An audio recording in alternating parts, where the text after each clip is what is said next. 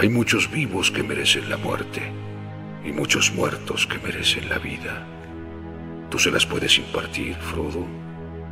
Hola chicos, ¿cómo están? Bienvenidos un día más a mi canal, yo soy Beru y en el video de hoy vamos a hablar sobre uno de los personajes más importantes de la Tierra Media, clave para el destino del anillo. Me refiero a Gandalf el Gris. Sabio, valiente y misterioso, Gandalf es mucho más que un simple mago, es todo un icono de la literatura de fantasía. Gandalf es un Maya, un ser espiritual enviado por los Valar que caminó durante siglos entre elfos, enanos y hombres, guiando a los pueblos libres de la Tierra Media contra la sombra que se alzaba en el este.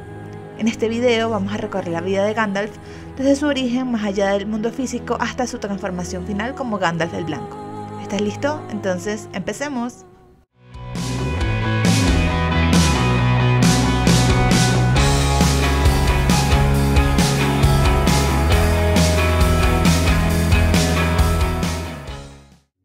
Gandalf no nació en la Tierra Media, su existencia comienza en el reino bendecido de Aman, donde fue creada por Eru Ilúvatar, como uno de los Ainur, y más concretamente como un Maya.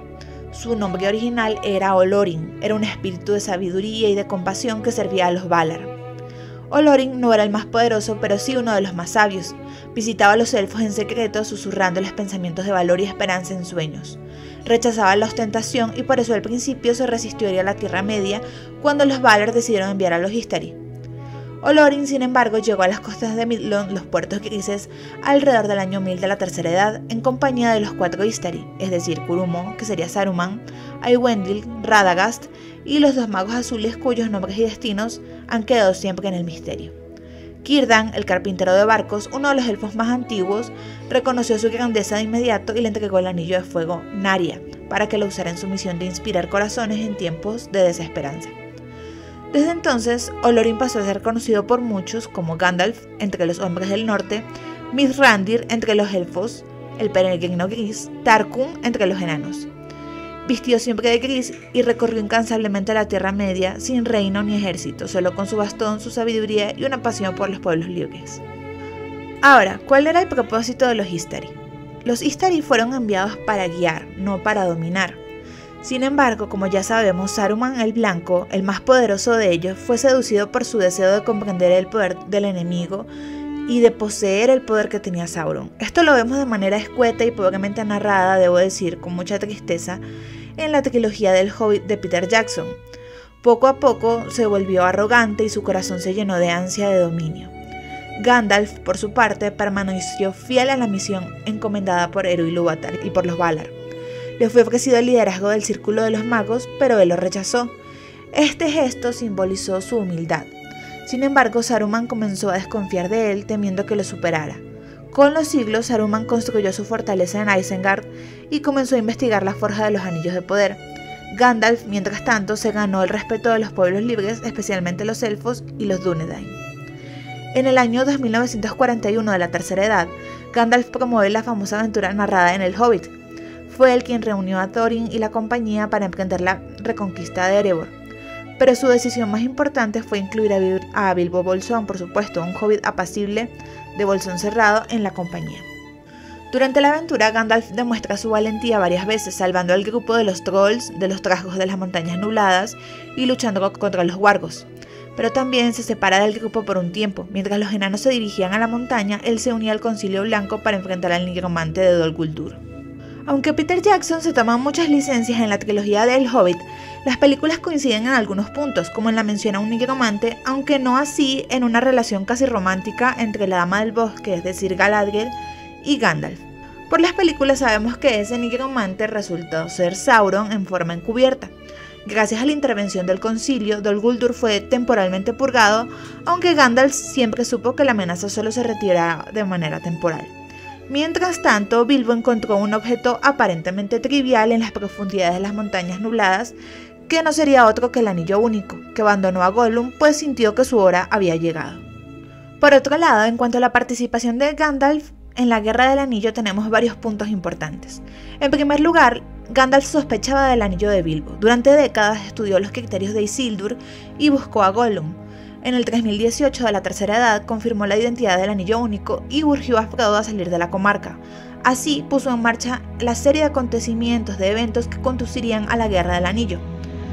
Buscando ayuda, Gandalf fue a Isengard, esto lo vemos también en la película de la Comunidad del Anillo, solo para descubrir que Saruman lo había traicionado. Fue hecho prisionero en la cima de Orthanc, pero se escapó con ayuda del águila Gwaihir. Esta traición marcó el fin del Concilio Blanco. En Rivendell, más tarde, Gandalf es nombrado miembro de la Compañía del Anillo. Junto a Aragorn, Legolas, Gimli, Boromir, Frodo, Sam, Merry y Pippin parten hacia el sur. Ante el fracaso en el paso de Caradhras, cruza Moria, donde se enfrentan a un enemigo de los 10 antiguos, que es el Balrog de Morgoth.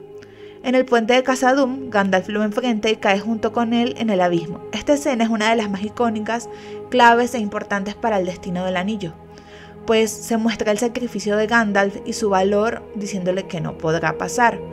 Al caer Gandalf y luchar contra el Balrog, estrellándolo contra la montaña, en realidad Gandalf sí pierde la vida, pero sin él, sin la presencia de Gandalf en la Tierra Media, se sabía que todo estaba perdido, y es por esto que de manera única en todo lo que fue la serie de eventos del anillo y el destino del anillo, Eru Ilúvatar en persona lo revive enviándolo de nuevo como Gandalf el Blanco, el nuevo líder de los Istari, pues sin él el futuro de la Tierra Media estaba condenado a la oscuridad. Más poderoso, más sabio, se une a Aragorn, Legolas y retoma todos los eventos que van a ser parte del destino del anillo. Así que Gandalf es clave, es esencial, es una pieza indispensable para el futuro del anillo. Él hace parte de eventos bélicos muy importantes que van a permitir que Frodo y Sam cumplan su cometido. Gandalf es quien lidera las defensas del abismo de Helm en el segundo libro y la segunda película, inspirando al rey Theoden y a Éomer más tarde para salvar Minas Tirith, y combate la locura de Denethor. Luego conduce a los ejércitos hacia la Puerta Negra para distraer a Sauron, mientras Frodo cumple con su misión de destruir el anillo. Así, el anillo finalmente es destruido en el Monte del Destino y la sombra de Sauron cae. Y aquí tengo que decir que la trilogía del Señor de los Anillos, que marcó un punto de inflexión muy importante para los millennials y para muchas otras generaciones posteriores, siempre ha tenido un final que yo he considerado agridulce, porque aunque es verdad que los héroes que nos acompañan a lo largo de 3 libros y 3 películas logran derrotar al mal en el mundo, acabar con la oscuridad que representa Sauron para la Tierra Media, tienen un final que es muy similar o se siente similar a la muerte.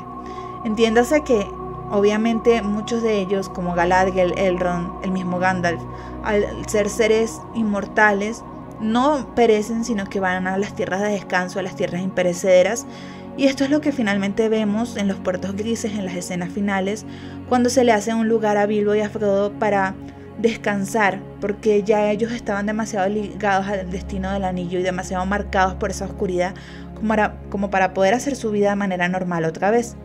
Pero esa despedida de los hobbits, de Merry, de Pippin y del mismo Sam, es bastante dolorosa. Así que este es el destino de Gandalf. Al haberse destruido el anillo, su misión concluyó, ya no tenía un lugar en la Tierra Media y por eso parte hacia Aman.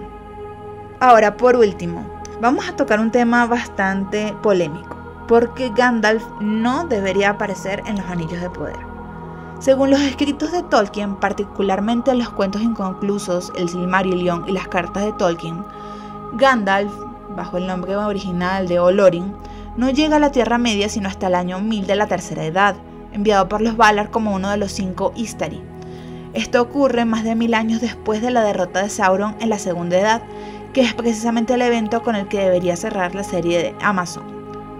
Por otro lado, los Istari fueron enviados cuando el mal comenzaba a resurgir, no durante el auge y caída original de Sauron en la Segunda Edad. Su misión era sutil: guiar e inspirar, no liderar ejércitos ni intervenir directamente en el destino de la Tierra Media. Si Gandalf estuviera presente durante la Forja de los Anillos o la caída de Númenor, sería una contradicción bastante grave. Es ya una contradicción bastante grave, tanto en misión como en tiempos. Así que uno de los aspectos más poderosos del personaje de Gandalf es su misterio gradual y su revelación. Su pasado, su esencia como Maya, su misión divina y su relación con los Valar se insinúan de manera lenta. Si aparece en la Segunda Edad, eso elimina esa construcción narrativa, volviéndolo un personaje gastado para cuando debe brillar. Además, Tolkien deja claro que Gandalf no buscaba poder ni reconocimiento, por lo que convertirlo en un personaje central en eventos previos desdibuja su esencia. Yo dudo mucho que Gandalf hubiera permitido o se hubiera quedado de manos cruzadas, de brazos cruzados, al ver cómo se forjaban los anillos. Creo que su sabiduría era sobrada y le daba para tener una voz en este asunto. Amazon, por su parte, y hasta donde sabemos, solo tiene los derechos de los apéndices del Señor de los Anillos, no sobre el material que detalla los orígenes de los Istari o los tiempos exactos de su llegada. Por lo tanto, cualquier inclusión de Gandalf es una interpretación libre que no tiene respaldo textual directo, solo inferencias forzadas, que además no tienen ninguna lógica y que le quitan calidad a la serie, como ya sabemos. Que sí, que se disfruta, que entretiene, pero en realidad está muy lejos de lo que sabemos de toda la obra completa de Tolkien. Por último, Tolkien menciona que Sauron engañó a los elfos y a los hombres con relativa facilidad durante la Segunda Edad, algo que habría sido mucho más difícil con Gandalf como un personaje divino encarnado. La ausencia de figuras como los Istari en ese periodo es parte del desastre que lleva a la necesidad de su llegada a la Tierra Media. Su presencia, por lo tanto, restaría tensión narrativa y coherencia histórica, como ya lo estamos viendo en la serie. Así que Gandalf no fue grande por su poder, sino por su sabiduría, su humildad y su capacidad de inspirar a los demás. En un mundo dominado por la oscuridad, el miedo y la desesperación, él encendió una chispa de resistencia. Esa es la esencia de Gandalf, uno de los personajes más hermosos y más completos de la fantasía épica, un espíritu que eligió caminar entre los hombres, cargar con sus penas y guiarlos sin buscar ninguna recompensa.